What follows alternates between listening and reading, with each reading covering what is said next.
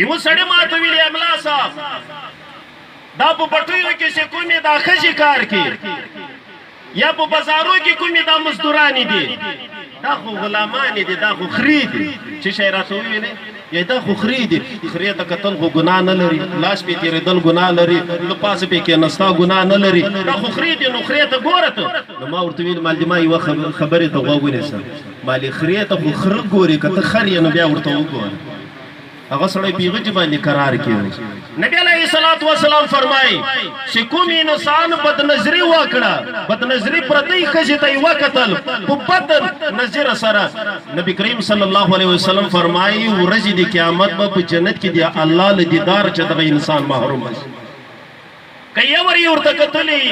یو وری به د الله دیدار چې محروم کیږي که یې سل وارې کتلی سل وارې به د الله له دیدار چې محروم کیږي ګران وایزانو نن څه حالات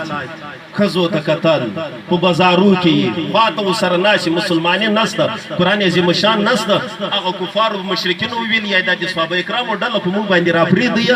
دوی څرنګه په غلطه لاره باندې نه ځي ځوانان دي صحابه کرام دي داسې به وکړو دا لوڅې ښځې به راوباسو دوی به نعوذ بالله له ښځو سره په بدعملي باندې لګیا شي د خدای بخښان ته ګوره ټوله مرتبه او درجه به یې په هغه باندې ختم شي حضرت عمر فاروق رضی الله عنه لښکر کې روان ده چې له لرې جې ښځې ولیدلې حضرت امیر المؤمنین عمر فاروق رضی الله تعالی عنه فرمایل د قرآن عظیم شان یو آیت مبارکه یې ویلې تاسو ته پکار دی خپل نظرونه کته واچوئ چې څومره صحابه کرامو ټول خپل نظرونه کته واچول پورته یې ښځو ته نه وکتل دغه پې تېر شو نو یغو ښځو له ځانه سره فیصله وکړه دا موږ ته انسانان نه ښکارېږي دا د اسمان فرشتي دي چې د ځمکې په سر باندې ګرځي خواجه مشکل رحمت الله علیه په انډیا کې دای تیر سوی ده دای په یو ګلۍ کې تیریږي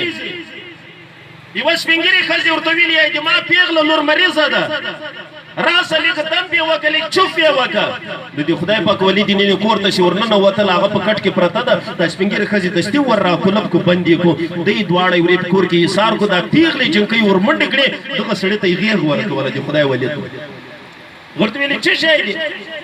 ته ورته ویل نه ما سره به نعوذ بالله دغه بدعملي کوي دغه ګناه به کوي خواجه مشکل رحمت الله علیه ورته ویل اوس مې لږ په نس باندې درد شوي ورې زه امام ته ځم دی چې امام ته ننوت وریسو څومره ګندګي پرته وه هغه یې راواخیستل په خپلو کالو خپل صورت خپل جسم یې وموښل چې وایي نو خلک بېرته راغی چې خدای پاک شان ته ګوره یا چې دی څرنګه راووت ښځې دی ورته وکړه فصل ته خو لیونی یې دا خو دماغ خراب دی دا کالي دي څومره ککړ ته ویل ور یې ور خلاص کړو چې خدای پاک ولي له کوره چې راووت حمام ته ننوت د نایې دوکان ته ورې پاک ماک غسل وکړو کالي پرېمنځل یا چې دی له حمامه راووت د ده له جسم او له صورت چې ده د مشک او د عنبرو خوشبویي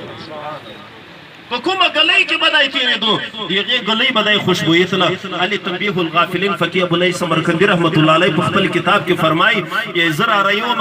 یا یو د خدای ولي رارهی و ده به ټوکرۍ خرڅولې ګران وایزان نن سبا دغه مسلې ډېر ضرورت لري په زناو خلک اخته دي په شرابو باندې اخته دي نه صغیره ګناه ته ګوري نه کبیره ګناه ته ګوري نه قرآن ته ګوري نه حدیث مبارکه ته ګوري نه د صحابه کرامو زندګي ته ګوري نه د خدای پاک د ولیانو ژوند زندګي ته ګوري بس پیسه ده پیسه راسه په جیب کې کېده بس په حاشیه په بېحیایي باندې کندې پوښتنې والا څوک نسته مور او پلار چې ماجې غل پې وکړي هغه چیرې هغه جې باندې تراڼ وکړي مور او پلار په هغه جې باندې کې که مور او پلار ورته یایي بچی یې پورته سلمانځه ته نو هغه بچی چې د خپل مور او پلار به قرار شي بل وارې دې دا غږ راته کړی نه